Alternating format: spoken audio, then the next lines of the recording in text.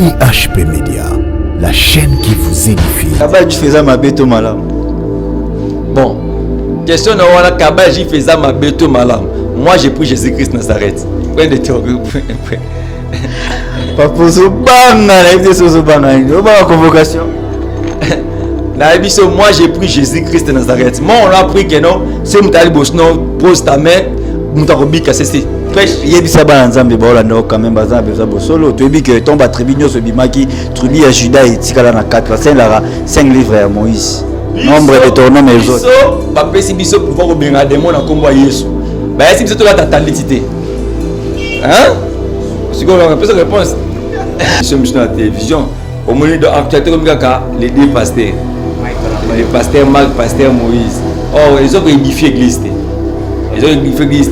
Oh, vous avez fait solution de Satan, ma casse, n'a pas qui met pas dans Satan pour attaquer l'église comme le Christ. Donc, il faut protéger l'église. Mais pour protéger l'église, dans la télévision, dans les médias. Le problème est que il faut vendre. Surtout, nous sommes des chrétiens. Il faut te vendre tout le temps au solo. Si vous avez les médias, si vous n'avez pas les médias, les solutions ne sont pas les seules. Sur le plan spirituel, on va dire que thermomètre spiritualité va bien rater. Ndete un thermomètre spirituel via rater. Na testé que l'action c'est pas thermomètre spirituel n'était. Il y a une émission comme l'autre émission na début de peut-être sur un an. Dans le but Congo dans difficulté mon comment Moussa fait dans pasteur Wanzamba Boakai pasteur Ndamba Tikaï si vous yo mtobi dans les frères baba frère au ba nous sommes dans bon tu étais mais Bible lobby vous reconnaître un arbre par rapport à ses fruits. C'est quoi? Ah, Bible dit on reconnaît un arbre par ses fruits. Si vous problème à mort mususu ali ka faire ndako la muka na tongo mabwe na linga pasteur wanati na linga prophète wanati ona bakisi si vous yela bakisi na yemenza mosa na ye si vous yo muto ka bakisi ba mulika muto bakisi. C'est ça que mon père me dit toujours. Au moins na Congo tu as crise moko na personne dans ça ba débat que yana bakisi yo peut prouver toi dans véritable. IHP Média, la chaîne qui vous édifie. Shalom peuple de Dieu, et Boé, madame Nagati, émission Nabiso, Parlement Céleste, une fois encore Parlement Céleste, Nakati, Yabanda, Nabiso, Babiro, Nabiso, Tikete, Kola Pambola, Yom Dozuli, Bakou, Yakolanda, Biso, de partout, place Pouzali. En tout cas, ma communauté, Sibiso, Aye, Panaye, Azonga, Kalolenge, Ayakite, Topesiba, Nanzamenyon, Mbote, Bisika, EHP Media, et Koueli, Nabanda, en tout cas, Biso, Baoto, s'abonner, mais car qu'on s'abonne, tout, chez mon coroto, cliquez cloche, on a pour la notification, pour que tous aura continuité de l'émission, il y a ma salle à de combattre. Bible ont déclaré moi-même j'enseignerai mon peuple rester scotché branché sur cette émission et il y a on a raison le lot sur ce plateau dans un mon côté je suis avec l'homme de Dieu le prophète Berlel Koki Bishima et tout sur beauté na kombo na Yesu beauté garçon sympa voilà bana bazola na yo et belé liboso etandike tu dis que il y a moto débuter dans le sambo to kozanga pe ko pesa ba mo beauté avant de débuter. Oui, on a fait Simbote, on a fait PDD, Papa la Bisso, on a fait Simbote et maman Espérance depuis la France et toute sa famille, na papa Jaja, Nzamba Pambola Bino, Nzamba Pambola, ma sœur Blessing depuis Londres, que Dieu aussi vous bénisse. Nzamba Pambola Nzamba de partout, vous allez vraiment, Nabolima Nzamba, Sali Bisso, tout le monde est sur mon vraiment, merci beaucoup. Voilà, merci beaucoup, Naba Nzamba sur de partout, place Bozo, Landa Bisso en tout cas, on a pu profiter, on a pu sa maman Espérance 12, en France. Motebele, Tasozali, Kolo Mekanako, Pambola Bisso et de partout je dis un grand merci Naba Nzambe Nyonso, besoin d'apprendre la Bisso na sanité, la sœur Bernice Vainqueur, comment topé sur Pembote Tasozali, l'homme de Dieu, Boni Salata Tanzambe, ça fait vraiment longtemps et avant de répondre à la question, pour débuter d'abord dans le Sambo et au PC Bisso Peba Sambo, Néli, Nicole Oumeli Boé, aux hommes en athée. Merci. Alors, on va prier. Seigneur, merci Nangolo Salibiso, au PC Bisso Journée à vélo, qui a faveur et accompagné Bisso, nous les avons pour la Bisso, petite émission du début jusqu'à la fin de la salle de pour la Lo, nous et accompagné Bisso, à Combonaï, sur la bonne de Bongo. Amen. Amen. Merci également. Nabananda Menyoso, Boza Scotché branché pour Nakolanda. Et laisse-moi vous rappeler que cette émission est dans la porte à la édifier, consoler et béni. Pas mater ma commune le but quoi Panaye avant ma Lenge à Yakité. Oui papa, ça va dans le marché ça va? Oui, Nangola Nzambe tout va bien. OK. Merci beaucoup. L'actualité l'équipe tellement est belé. Et aussi un homme spirituel prophétiquement pour na koyeba kosala banalise par rapport à mot et ya buto banda question ya biso ali tant tozali papa bien sûr que vous comme pour ça pour na koyamba arriver mais on dirait église ezala prête pour na koyamba pour Yesu sera bimile. Bon, l'église que ça a fait ou pas, là c'est trop dit. Le problème est selon la prophétie, le rôle de l'église est de préparer ma bonne pour la rencontre que mon époux. C'est ça le travail que nous les serviteurs, ça chaque jour côté à Banzambe Sangmaram, côté à Baron Mabezali, que Jésus reviendra. Tout passera, mais la parole il ne passera jamais. Toutes ces choses-là, même juste que vous petit ça mon mokilé yati. Même lui-même notre maître, il a libéré la prophétie. Donc il faut essayer qu'il s'en il a le bas pour tout Jésus-Christ est un vrai prophète. Parce qu'on dit l'écriture, lorsqu'un prophète fait prédire des choses, on connaît le prophète, c'est accompli. Donc j'ai dit que les grands prophètes, lorsqu'il a prédit quelque chose, il fait qu'il s'en donc sur la terre, dans la makambo toko longo la terre, où il y a le bas qui s'en mais le rôle de l'église, il y a des autres prêchés dans le pour le préparer, avec les rapports avec l'époux. C'est ça notre rôle. Donc, pour parler par la rencontre, mon époux et notre maître Jésus-Christ nous amène. Voilà, merci beaucoup. Tu me aussi ma actualité et tu dis que tu as payé à longtemps, mais tu as payé dans moto, tu as branché dans les médias. Cela veut dire moi que le problème pour se passer dans quatre églises, corps de Christ, il faut y bango.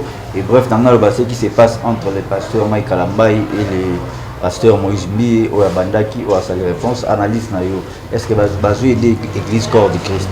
Bon, à tous ces affaires c'est parce que ba débat na bango l'église est bénéficiaire au monde. Oh, depuis ça ba comme ça débat na nzambe ben crédit à cause de ba débat na bango. Donc pour un chrétien c'est un problème na prise na la manière ngi bi si na manière ko la prise pour que to solo to compromis na ngo. Dans le bible on benga témoin liboso la benga mbalé. Mais l'église du corps de Christ a commencé à Bampaka.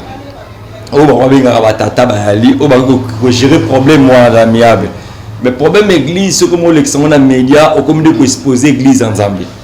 Comme exposer l'église en Zambie publiquement. Il y a même dans les médias, même émission à la télévision. Au moment de l'actualité comme les deux pasteurs, le pasteur Marc, pasteur Moïse. Oh, ils ont édifié l'église. Ils ont édifié l'église. Oh, vous avez fait de Satan, ma casse, n'a pas guillemets pour Satan pour attaquer l'église corps de Christ. Donc, il faut protéger l'église. Mais pour protéger l'église, dans la télévision, dans les médias. Le problème, c'est que il faut vendre. Surtout, nous sommes des chrétiens. Il faut vendre tout le temps au solo. Sur les médias. Si vous avez les médias, les solutions sont basées sur les solutions. Oh, vous avez des solutions pour les pasteurs. Ah, vendre. Pasteur, donc, oh, là on va se l'habiter que non, il y a des milliers de pasteurs, non surtout comme majorité de pasteurs. Bisous comme bino va vendre, donc, oh, ceux qui barrent dans sagesse, n'a pas conseillé na bango, problème fagi ba luka bampaka na bango. Ceux qui m'ont dit que nous comme Moïse a blessé, bah il ban longtemps. Comme nous avons sa vidéo, nous ça kala présenter qu'elle a kana moi dans une église, à cette époque là. Donc, ma suis c'est ali, beaucoup va pas gérer ma cambo en tel là, comme frère le bien dans ces prix là. Par rapport au benga ba bato ba yo kaka. Quand venait le pasteur Moïse là le baki joue à l'écran la télévision ba ma camna le baga là le baga le sur Instagram là le ba. Ben na bato ba benga qui na pekisa qui a les gars qui souhaité. Ça même même l'Instagram né à baki. Donc yo qui manque ba mpaka pekisier ndako le bali souhaité. Donc le même ba mpaka faire notre frère Aluka Bango notre frère Mike notre par rapport à Moïse, nous sommes d'accord, nous avons continué à faire des choses. Nous avons dit que nous avons fait des choses. Nous avons fait des choses. Nous avons fait des solution à problème dans le chrétien. Comme conseil, nous avons fait ça. Le conseil, nous avons fait ça. La Bible le dit, gardez silence, l'Éternel combattra pour vous. Donc, nous tous avons besoin de raison, de calme. Vanda calme, mais sauf vanda calme, silence, nous disons là. Donc, le a raison dans la TV. Il a raison dans la télévision. Comme ça, on appelle ça total la sort l'église. Maman, Luka sort dans l'église, pour protéger l'église en Zambie. Parce que Nimo, tu as un rôle dans le pasteur Ali, tu préparer pour la rencontre que on a époux. Donc, tu peux monter pour la rencontre que on a satané, raconte que on a mouton à Tinabiso. Parce que tu as un serviteur à mouton à Tinabiso, ça a mouki. Notre maître Jésus-Christ Nazareth. Mais surtout, moi, ça m'a un peu désorienté dans la Zambie, tu as aussi assumé ça pour la Tinabiso. Pas si à moi. Conseil non plus c'est dans Zambie Vous avez boté na 20, vous se calmer na. Vous se calmer, ba débat à la télévision, vous ta sort na ngolelo. Internet ndezwe na ba vie ça va makamu nango. Normalement comme la terre à terre, eux bénéficient de l'église encore du Christ. Donc conseil ngé ali bobo mamoto wana, bolu kama sur la famille, ba mpako pe bozo bla na makambo wana, ne ala ngina moko bena bene. Il faut pas benga bango j'attends soir bango, pas vendisa bango, donc ils ont moto yango. Voilà, merci beaucoup. Mais les gens disent que ils ont un problème au bandi spirituellement. D'accord, ceux qui sont spirituellement, tout le monde place ni au bon bazali parce que même plus le bas des royaumes mon c'est commis divisé en deux parties, c'est commis danger pour nos moussous. Balobini Ils ont un problème au spirituel. Bon, on a battu pas problème spirituel. Parce que pour la lobby c'est de l'spirituel qui agit le pas. Là, mon lobby problème spirituel, mais mon pas besoin d'argument problème spirituel. Problème mon père a toujours bazui cher, ba pesa un peu pagan. Hein? Donc là ils a sacré, ils appellent ba sacré. Mamousia maman dans Nzambe, maman bien on t'a dit Bible, t'a constitution té. Yo to comment la Congo, tu as des fois na mboka biso Congo ali, muti musa yebi droité. Mais à la place il y a avocat donc ça mi dossier ma bédo, c'est comme ici attendre donc les avocats. Donc je suis allé des pour botam ba ta 3 vexé biblique. Bon moi na quoi j'ai fait télévision, des caméras, t'as un micro. Alors ça débat maman Nzambe le coup là yebi maman Nzambe ka pasteur. Olobi vraiment spirituel. Tu vois la média. So yo on a ni pasteur. Aux ni prophète ni évangéliste que yo pour ce qui était une solution tout ce que mamba ba nzambe jamais pas ba nzambe or ate biso ba nzambe mamba wana pour ils ont une solution ba ozo la mo déjà donc ba débat wa ni de pouvoir on les qualifier pour toi le frère Moïse on les qualifier donc pour qui met déjà côté entre bango et ba pas benga déjà bango ba pekise bango mamba ça ne ça bien donc on n'a pas na ye azu maîtrise. Voilà, merci beaucoup. Mais mon le problème est que batikela bananzambe ba bon mais mon Sony surtout en général na yopé na kati et ya komona que génération ils ont fini sama et même la diaspora les autres le barabazali sous na confiance té ya ba oyo bazanga les vrais ba yoté les bananzambe alors bino nyos ko mis les foufous des mêmes badi ko lo bandio bon ko foufou des mêmes badi c'est trop dire ouais mais là où il y a des faux il y a aussi des vrais. Moi, quand je parle dans une conférence, elle dit notre monde a faut $30 à Mobimba, tu pour $30 à Mobimba et à la raté. Donc il faut $20 à la. Mais dans l'évangile, on a droit de juger qu'il y a dans les vrais et dans les faux. Non, non. Mouta rentre dans la témoignage, même c'est le Saint-Esprit. Donc, il y a même dans le Saint-Esprit, le surtout prier. Nous avons témoigné que derrière dans les vrais, oui, ça dans les faux. Dans le temps où tu comme dans l'église, tu comme au Kendele, mon y'a ça va. Avant même même Moussa Lanzame prend le temps de prier. Le Saint-Esprit rend des témoignages que non, c'est lui ici, il est mon fils bien-aimé. C'est lui ici et c'est Tikingai. Ouais, mais elle est moi. Mais quand finit ça passe dans Nzambe, oui, tu as beau à monter. Bible dans le livre Matthieu, dans les derniers jours, il y aura plusieurs prophètes qui viendront, séduiront l'église, séduiront des élites de Dieu. Miracle. Mais Béli en Nzambe, ça va séduire, pourquoi c'est la prophétie que tu avais libérée. On sait que la prophétie, parce qu'on s'est malé. Mais moi, c'est mon église de l'eau, moi, étant des prophètes, dans le Congo, là, na opeki sango pété mais to côté en débat dans Nzambe o abiso ba frère biba yo ka mungongo la mungongo que non tant to komi que non mi bongi ça parce que on a pouvoir wana té obi ba ta ba na média ba ina mbongo na bango ba ina influence na bango parce que yo na rôle ya liga la tiesa mam na pas au la pression parce que nous te tiesa malam boy ngana do bongo la Congo mo mamutema té et garçon na appena do bongo na appena pouvoir bongo la Europe mo mamutema té mais là ça va mon côté il y a un gars parti oh même Yesu na biso notre maître Jésus va ina jida Yesu tout bon le moté maté dans les fils à prédiction donc sous quand il faut que dans suki bon il y a là Elian c'est le fils de prédiction donc le fils de prédiction va tout un message en colo on comprend moi n'attend auto comme même il y a une seule m'appelle aujourd'hui depuis Londres et donc n'attend oh il est de se plaindre prophète mais si on moi conquis dans débat là sur la rabbi na comprendre n'attend oh faut garder beaucoup plus confiance dans le Saint-Esprit. Tu vois? Donc, celui qui pasteur, mon pasteur est être humain, alors il faut aussi dire ça. Alors, beto libaku, mais si vous avez confiance dans le Saint-Esprit, le seul qui vous garder, c'est le Saint-Esprit. Donc, donne ta confiance à Saint-Esprit. Saint-Esprit, on ne décevra jamais.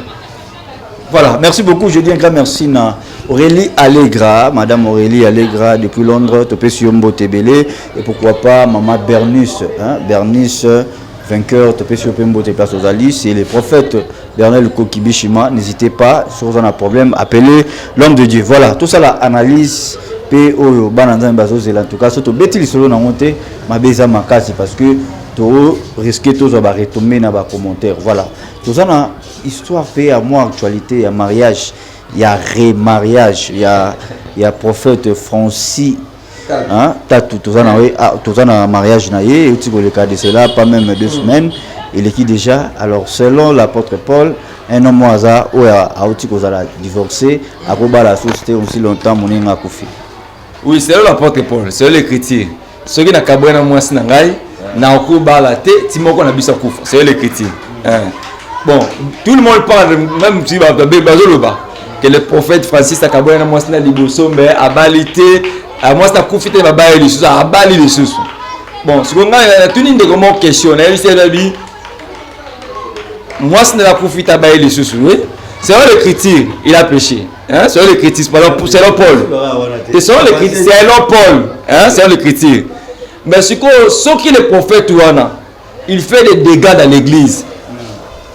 Na akono ça ba dégâts dans l'église, na mutaba la page ce qu'on maîtrise. Yo pour François. On a tout ningai. Na tout nio. Malheureusement, un journaliste au plateau na ngai moi na répondre à la question. Na commentaire. Na commentaire pour na ngai, il fait que les frabal. Pourquoi tu ça va dégâts? Bon, mais le moment où on va bien être, Aza PD, Aza Moutou Soga va pédophilie, Bablo, où tu sais que les babes bien dans internet ça. Hein? Oh pour moi ça qui m'aime aussi que y a pas na yemo pas Monique pour la n'a pas ni ça makambo, il faut qu'on a une balle. Sur le plan spirituel. Sur le plan spirituel on va dire mutana thermomètre spiritualité ba vie ba rater. Ndete on a thermomètre spirituel vie ba rater. Na testé que garçon c'est pas thermomètre spirituel n'était. Il y a une émission comme l'autre émission na début na peut-être de sur non. Na lobby Congo da difficulté mon comment ça va dans ndako. Pasteur wanzamba boakai. Pasteur nda matikai. Siko yo mtebi da le vrai baba vrai au ba bon. Nous sommes na mboko tu étais mais Bible lobby vous reconnaître un arbre par rapport à ses fruits. Siko Bible dit on reconnaît un arbre par ses fruits. Si le problème est que Moussous arrive à faire un dag, la mouille na tongo maboué, na linga pasteur wanti, na linga prophète wanti, on a bakisi. Si le yé la bakisi na yé, menza moussa yé na yé. Si le yé mouto na bakisi, ça m'a moulé comme mouto bakisi. C'est ça que mon père me dit toujours. Au moins na Congo tu as une crise moko. Na personne comme ça va débat que y a na bakisi, yo peut prouver toi un ensemble véritable. Très bien. Débat prophète na bakisi babal, et on va débattre que na mont Carmel. Na mont Carmel tu que quoi tu es banana ça na Freddy. Prophète, est-ce que prophète Rabat, il y a sali à que le y a quelqu'un qui est mort. Prophète roi Abali, et comme un problème. Prophète Abali, moi t'es pour se sécuriser puis pour encourager Fabala. Pour comment on dit congolais? Congolais on a Cameroun diabris, une information dans côté. Abandon tant ça va brise comme ça une information dans clé.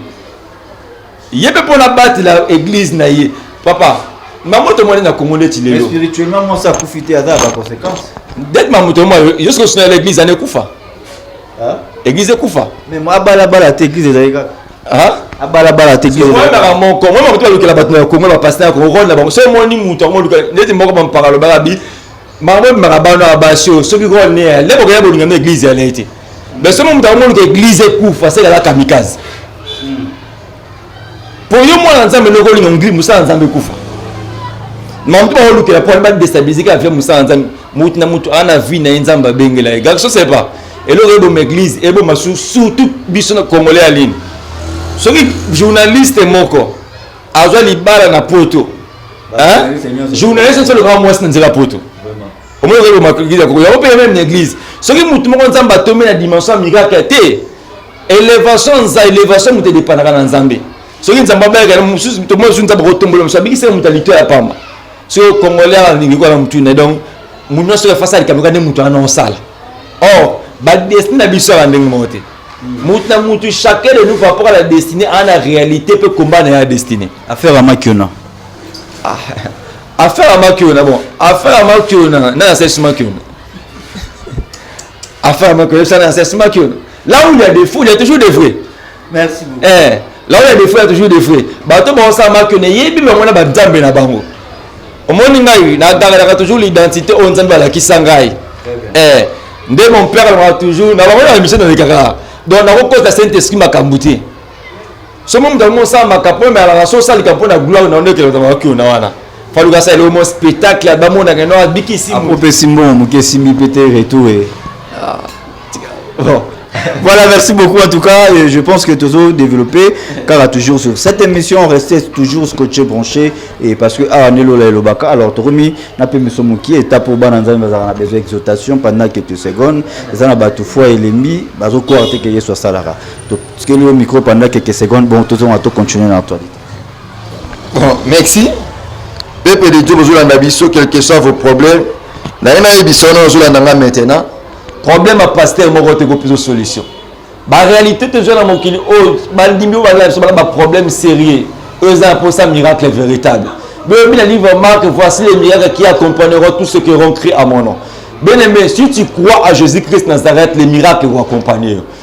Miracle quoi accompagner au quoi on a postérité, au quoi on a Jésus-Christ Nazareth. D'ailleurs, donne d'abord ta foi à l'homme qu'on appelle Jésus. Parce que nous sommes en train de célébrer la Pâque. Or, pasteur Morota Koufem dans Golgotha, pasteur Morota Sewa Golgotha, à Sewa dans Tombeau, les seuls Mouta Koufem dans Golgotha, tout est accompli, Jésus-Christ Nazareth. Or, pour Jésus, Jésus à Golgotha, pour d'autres personnes, c'était la faiblesse de Jésus. Pour d'autres personnes, l'humiliation. Mais or, Golgotha, il peut faire sa biseau, ma casse à côté à son malam, lélo. Et on a un biseau devant toi, devant tes problèmes, des réalités de ta vie. Mais donne ta foi seulement à Jésus. Bien aimé, avec Jésus, le miracle est possible. Quel que soit le temps on peut traverser la vie, la mission devant qu'on appelle Jésus, une maladie incurable n'existe pas. Bible dit qu'aucun habitant parmi vous dise qu'il est malade. Si tu es malade, revois bien l'écriture. Si tu es malade, aucun habitant parmi vous dise qu'il est malade. Le miracle est possible à celui qui croit à Jésus-Christ Nazareth. Devant les réalités, les problèmes qui peuvent déranger ta vie. Nous sommes maintenant aux Kimia.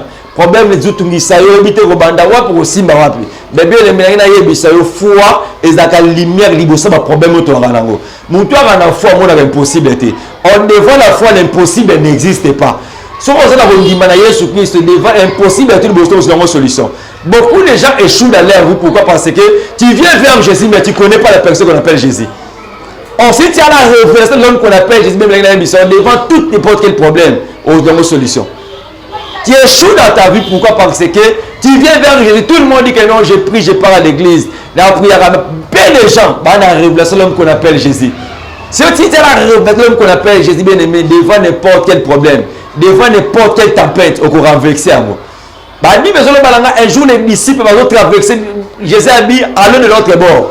Pendant que les disciples étaient en train de traverser, les disciples ont une solution. Mais lorsqu'ils ont réveillé Jésus, Jésus menaça le vent. Et bon le vent qui kimia. Donc devant tous tes problèmes, bien aimé, si tu as la révélation de Jésus, réveille Jésus. Ça ne va pas. Dis Jésus, viens intervenir dans ma vie. Tu sais, les cambons moutillons, nous avons capable de faire ce qu'on a sauté. Problème est devant n'importe quel problème. Soit foi n'a pas séparé. Soit foi n'a eu que mon na prier mais makanisi nanga ali na robenga noko x parti na ngambongo voilà miracle les. Mais si tu as confiance en notre maître Jésus-Christ, ça veut dire que non, je n'ai personne dans ce problème. Si yo swinga to intervenir, donc intervenir azate, mais le miracle est possible. Donc le problème est avec les chrétiens d'aujourd'hui devant n'importe quel problème. Comme ça c'est pas malade, mon côté c'est impossible de Jésus Christ. La médecin peut échouer, mais yo c'est échoué raté. Donc, médecin, c'est incurable la médecine. Mais pas une maladie incurable existe à rater. Donc, n'importe quelle maladie qu'on dérange, finalement. Oh, j'ai appelé les prophètes, Jésus solution, j'ai appelé les pasteurs, bien aimé. La reine a dit, si ton Dieu est mort, essaye les miens.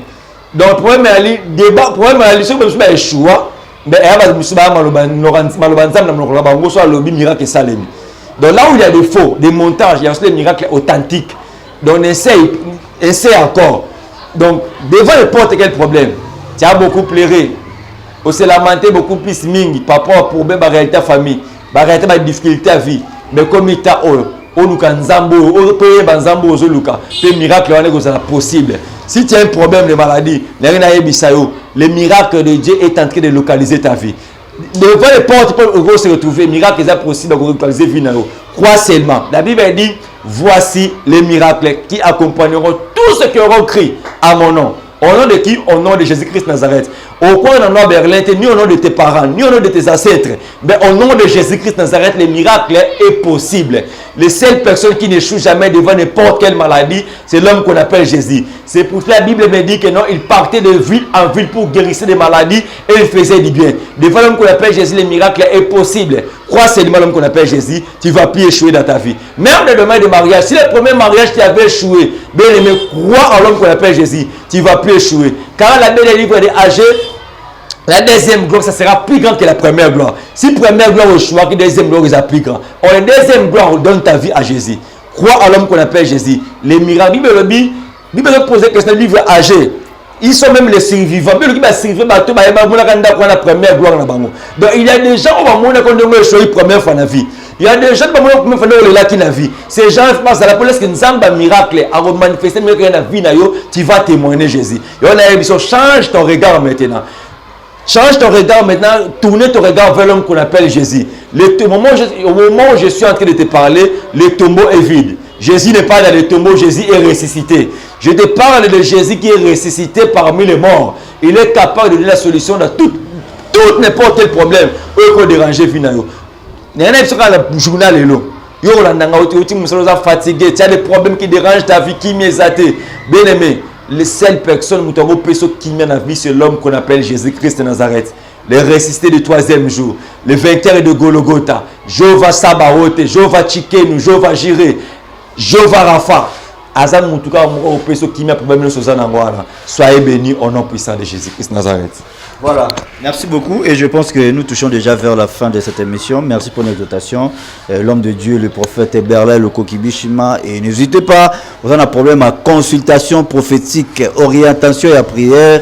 N'hésitez pas à appeler l'homme de Dieu car cette émission est pour notre vrai. Tu as une capacité. Alors, si ton Dieu est mort et c'est le mien, Tomeka, Komeka Penzambea, prophète Berlin, le Kokiwi. Et tu as commis déjà Koshite, Nasuka, mais moi. Pour moi, on a une question, on a retombé dans le commentaire. L'apôtre Paul a dit, ne vous conformez pas au monde et au siècle présent. Mais l'élo, tout le monde est l'homme de Dieu, le prophète Joël Francis, en plein mariage, au nom, il a dit, Eddie Murphy. Cela veut dire, ils sont en mode. Et Paul a dit, tout le monde a mobilité. Boza ya mokili, boza na kata mokili mais boza ya mokilité. Analyse prophétique. Depuis bateau balata katalit, ba bateau kabal de Juif. Alors, yo moni on a mis sonen papa. Que soit mis souté. Bateau basala katalit, ba bateau basala kabal Juif. Wano yo nanga to yebi. Donc moni, faut pas mener la prophétie là où il n'y a pas la prophétie. C'est ça le problème avec le Congolais. Tu as clair, ouais clair. Faut pas mener la prophétie. On fait la question prophétie. Ouais, mais lui-même, il y a un yebi qui est allé, ça va être un gif. Donc, ce modèle, c'est que un kabal gif. Elle est comme ça. Vous comprenez? Parce que elle a mal lati. Est-ce que Moutna Libala n'a pas de lata? Et là, il dit, j'en fous de la mbaboy. Et je joue à Libana, c'est pas là, mamsé lambana. Mamsou Moutna sombela qui est lamba lata qui a. Il y a lati la Libala. Est-ce que mode. Ah, papa. Bilamba, tu vas être dans mon culé, ça va mode. Je suis même chez Misolate, ça en mode. Chapeau, tu es en mode. Pourquoi toujours les hommes dédiés? Ça la binoni dans beaucoup. Respectez les hommes dédiés dans ces pays. Même toi qui me sois à l'étranger, respectez les hommes dédiés. Kabadji faisait ma béto malam. Bon. Question de Kabadji faisait ma béto malam. Moi, j'ai pris Jésus-Christ Nazareth. Point de théorie. Papa Zobanga, la convocation. Moi j'ai pris Jésus-Christ de Nazareth. Moi on a pris que non, c'est Moutali Bosno, pose ta main, Moutarobi Kassesi. Yebisa Banzambe Baolanda quand même Bazan Beza Bosolo. Tu dis que tombe Tribunio ce Bimaki, tribu à Juda et Tikala na 4, 5 livres à Moïse. Nombre de ton nom et les autres. Papa si biso pouvoir obéir à des mots na combo Yesu. Bah si biso la totalité. Hein? C'est quoi la réponse? Nous sommes arrivés à la fin de cette émission. Je dis un grand merci à vous tous de nous avoir suivis. Partout vous êtes, en tout cas, Kolo Pambolabino, en tout cas, ambiance aux Arabes. C'est toujours comme ça, tant un prophète hasard devant un journaliste chrétien. Donc, ça se passe toujours comme ça. Alors, il faut que Mekaka, qu'on s'y porte, bisous les avant, madame Mingi, tout comme Nasuka Papa, programme non, il y a retraite, programme tout ce que les alliés au PC, et puis, au clôturer, Nabiso Lokola. Alpha et Omega, et n'hésitez pas d'appeler l'homme de Dieu si tu as un problème. Et Bible Lobby, Nzamba Sala à travers Basali Nae, il a fait Moïse un dieu devant Pharaon, et peu importe le problème aux Anango, Moussala Nzamba Zali pour nos autorités libosonango. Merci beaucoup. Quant à moi, je dis un grand merci à vous tous de nous avoir suivis partout place aux Ali, Kolo Pambola Biso. Un grand merci à maman Mégé depuis l'Anvers, et pourquoi pas maman Charlotte Nzoïba, maman Espérance Djouzi, et pourquoi pas on appelle ça Sœur Vainqueur, Bernice Vainqueur, Bamotebele, ainsi que Bananza Mignon, surtout les cubes techniques, il y a HP Media, je vois Monsieur Charlie Kanga. En tout cas, merci beaucoup pour l'image, ainsi que Baudric, merci ma caméra, merci beaucoup à tout le monde. Alors, tu peux sur le micro pour nous observer. Oui, Nzamba Pambola Biso, Nangito clôture, to bandaki na Yesu, to soukisa na Yesu, fermez nos yeux, to prier. Nous venons sans pour ça contact na Biso, numéro na pisa affiché wana, na partenaire pisa HP Media. Et sur Facebook, Obeti Prophète Berlin Lukoki, c'est Messenger. Prophète Berlin Lukoki, comme la biso, tous attendons partager, il y a reçu la plan pour la Moussala en Zambé. Numéro la biso WhatsApp, et Zara, tous à la ligne 24 sur 24 heures. Comme la biso, ben la biso pour l'amour de Dieu, tous attendons parler, puis il y a partager Maloban Zambé. Fermons nos yeux, te bondeli, Seigneur, te peso, merci, Ngolo Salibiso. Seigneur, te recommander cette émission à Salobo Konayo, tika faveur nayo et accompagner biso. Seigneur, nous avons une mission au hasard maladie, à la guérir au nom puissant de Jésus. Nous avons une mission à problème, à une solution au nom puissant de Jésus. Seigneur de gloire, nous avons prié pour nous qui kimia nzambo pesa kimia pesa kimia na kombo na Yesu. Na bengani maladie musika ya peuple na yo, kufa musika ya peuple na yo, instabilité musika ya peuple na yo. Zambe visiter libota na yo. Na kombo na mo kontina nga Yesu Kristo kufa ki pose kwa ki. Ndeto bonde libongo. Amen. IHP Media, la chaîne qui vous édifie.